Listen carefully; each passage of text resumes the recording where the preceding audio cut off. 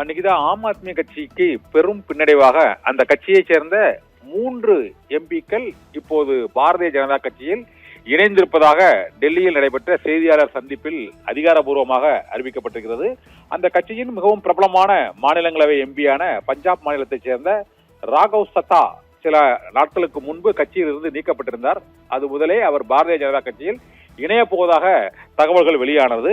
இப்போது ராகவ் சத்தாவுடன் அசோக் மிட்டல் மற்றும் சந்தீப் பதக் ஆகிய 3 ஆம் ஆத்மி கட்சியின் எம்பிக்களும் பாரதிய ஜனதா கட்சியில் இணைந்து விட்டதாக அறிவிக்கப்பட்டிருக்கிறது. இது தவிர மேலும் 4 எம்பிக்கள் பாஜகவில் இணைய போவதாக தகவல் வெளியாகி இருக்கிறது. இது ஆம் ஆத்மி கட்சியின் எம்பிக்கள் எண்ணிக்கையில் ஒரு பெரும் பின்னடைவை ஏற்பட்டிருக்கிறது, பெரும் பிளவையும் ஏற்படுத்தி இருக்கிறது.